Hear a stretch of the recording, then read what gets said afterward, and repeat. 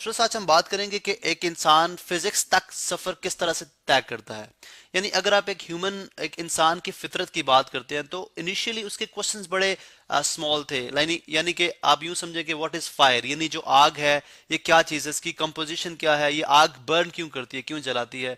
इसी तरह माउंटेन्स जो हैं, ये इतने इतने बड़े पहाड़ और इतनी ज़्यादा जो मट्टी जो कि इंसान के लिए सिंपल एक मट्टी थी, ये कहाँ से आई, ये किसने इनको इकट्ठा किया। ठीक है। इसी तरह द क्वेश्चन वाज अबाउट के ये डे एंड नाइट की जो कन्वर्जन है, ठीक है, डे एंड नाइट जो है वो किस तरह से है। इस तरह से इंसान के क्वेश्चंस ये भी थे कि क्या जो अर्थ जो कि चूंकि उस वक्त कम्युनिकेशन या ट्रैवलिंग का इस तरह का कुछ भी सिलसिला था नहीं था, तो वो ये भी बात करता था क्या ये अर्थ जो है वो ये फ्लैट फॉर्म के अंदर है, यानी अर्थ जो है वो फ्लैट है, या इसकी क्या शेप है, यानी सर्कुलर फॉर्म के अंदर है, सर्कल है, फ्लैट है, स्फीयर है, क्या है।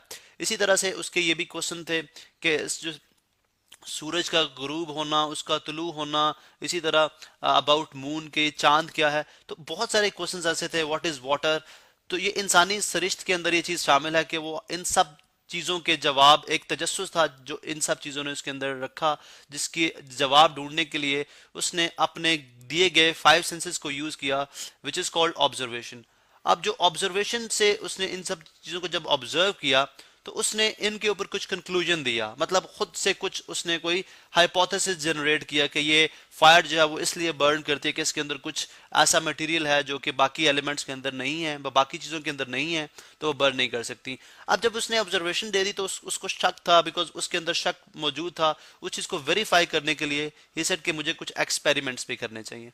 अब जब भी इनिशियली अगर आप देखें लाइक बिफोर 1800 सेंचुरी से पहले या 1800 सेंचुरी से पहले अगर आप बात करते हैं, तो science was just based on observation plus experiment. इस चीज को हमने क्या बोल दिया कि दिस इज कॉल्ड साइंस। उसने एक वर्ड साइंस यूज किया।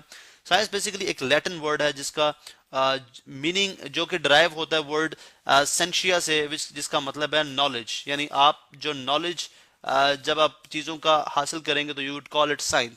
अब साइंस जो है अगर आप देखें तो एक सिंगल सब्जेक्ट के अंदर स्टडी की जा रही थी, which is called natural philosophy. यानी नेचुरल फिलोसफी को आप कह सकते हैं कि कुदरती तौर पे जो चीजें पाई जा रही हैं उनकी लॉजिकल यानी उन रीजन के साथ उनकी वजह को तलाश करना, ठीक है, वो आपकी कहलाएगी नेचुरल फिलोसफी। अब नेक्स्ट क्वेश्चन के जब 18 सेंचुरी से आप आगे जाते हैं तो आप साइंस को दो फर्दर ब्रांचेस के अंदर डिवाइड कर देते हैं। आप कहते हैं जी अगर आप देखें तो कुछ आपके पास चीजें हैं जो नॉन लिविंग्स हैं, ठीक है, नॉन लिविंग थिंग्स हैं, ठीक है, नॉन लिविंग थिंग्स हैं, जिसको उसने बोल दिया फिजिकल साइंस, फिजिकल साइंसेज, या जनरली मैं इसको अगर शॉर्ट फॉर्म में बोल दूं तो this is called physical science.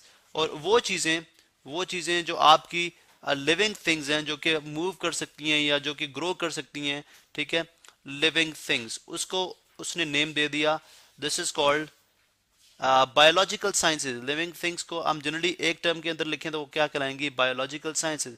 अब फिर अगर आप देखें बायोलॉजिकल, मैं स्पेलिंग देख लूं, बायोलॉजिकल साइंसेज, ठीक है। इसी तरह से अगर आप देखें तो नेक्स्ट इससे जो फिजिकल साइंसेज है वो 18 या 19 सेंचुरी में अगर आप बात करते हैं तो ये फर्दर इसकी डिवीजन होती है।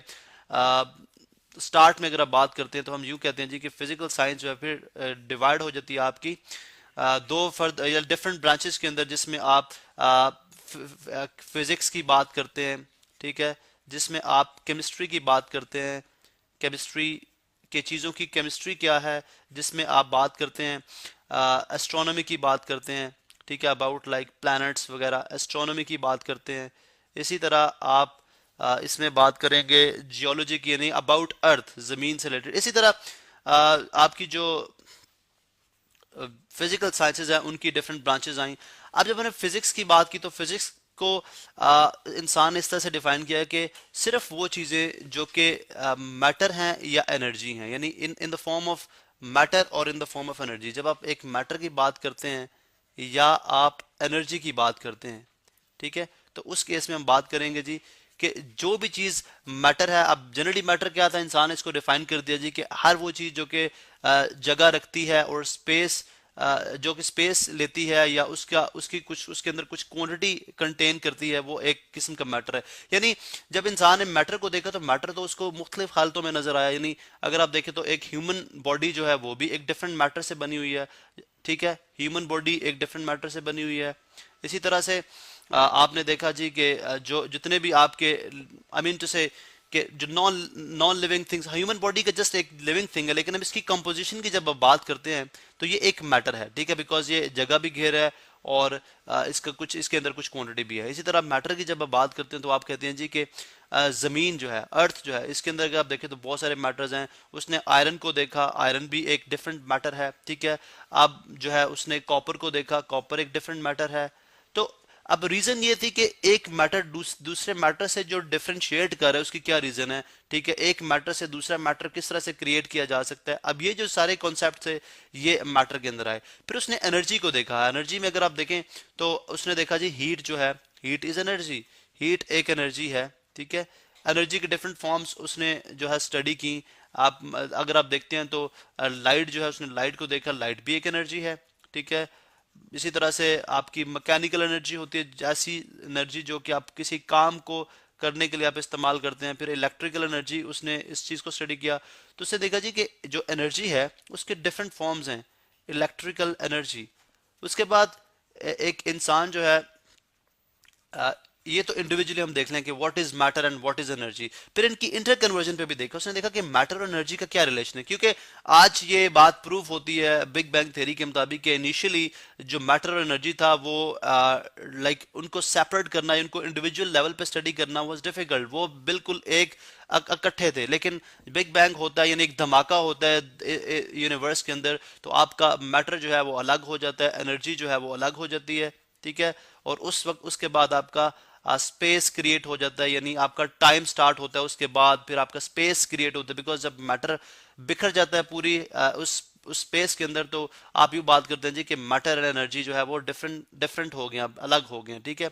उसके बाद हम नेक्स्ट बात करते हैं जी कि इनकी इंटर कन्वर्जन क्या है, क्योंकि हम यूं बात करते हैं कि अगर ये मैटर और एनर्जी इकट्ठा था तो इसका मतलब ये हुआ कि मैटर को एनर्जी में कन्वर्ट किया जा सकता है, एनर्जी को मैटर में कन्वर्ट किया जा सकता है। ये दोनों इंटर कन्वर्टेबल है, जो कि लेटर ऑन आप देखते हैं कि आजकल की मॉडर्न फिजिक्स के मुताबिक जो आइंस्टाइन की जो फेमस इक्वेशन अक्सर बुक्स के बाहर प्रिंट हुई होती है, E is equal to M C square, जिसमें वो ई एनर्जी की बात करता है, एम फॉर जो है वो मास है, यानी मैटर ही होगा डेफिनेटली, जिस चीज का मास होगा तो हम उसको मैटर ही कहेंगे। C is the speed of light.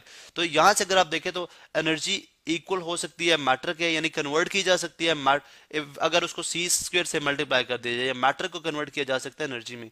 तो अब ये जो इंटर कन्वर्जन का थ्रू आउट प्रोसेस है, यानी अगर हम जस्ट एक एग्जांपल लेते हैं, इन केस फॉर एग्जांपल अगर आप जो इलेक्ट्रिसिटी प्रोड्यूस कर रहे हैं, ठीक है, इलेक्ट्रिसिटी आप जो प्रोड्यूस करते हैं, लेट्स सपोज अगर आप एक डैम की बात करते हैं, ठीक है, तो उसके अंदर आप देखें वाटर आपने जो है एक सर्टेन हाइट तक आपने वाटर है, जिसके नीचे आपने यहाँ पे दरवाजे लेट सपोज रखे, जस्ट एक बेसिक सी इंफॉर्मेशन। अब वाटर जो है वो बेसिकली क्या है, एक मैटर है, बिकॉज वाटर के की क्वांटिटी भी है और वो स्पेस भी ऑक्यूपाई कर रहा है। आप यहाँ पे बहुत बड़े टर्बाइंस यानी मैग्नेट्स लगा देते हैं।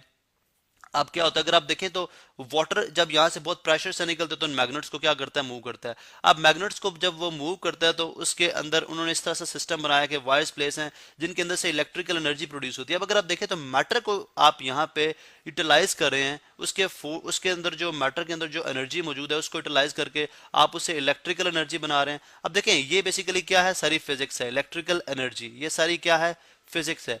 उसके बाद आप देखते हैं इलेक्ट्रिकल एनर्जी से हम मुख्तलिफ चीज़ें जो है वो मुख्तलिफ जो है वर्क लेते हैं। फॉर एग्जांपल आपने बल्ब ऑन कर दिया, अब अगर आप देखें बल्ब अगेन मैटर है, तो बल्ब से उस इलेक्ट्रिकल एनर्जी को यूटिलाइज करते हुए आपने जो है वो लाइट भी गेन कर ली। अगर आप बल्ब को थोड़ी देर बाद हीट अप करते हैं, आप हाथ लगाते हैं, तो आप देखते हैं कि वो गर्म हो चुका होता है, यानी वही इलेक्ट्रिकल एनर्जी आप फिर light energy plus heat energy में कन्वर्ट कर रहे होते हैं।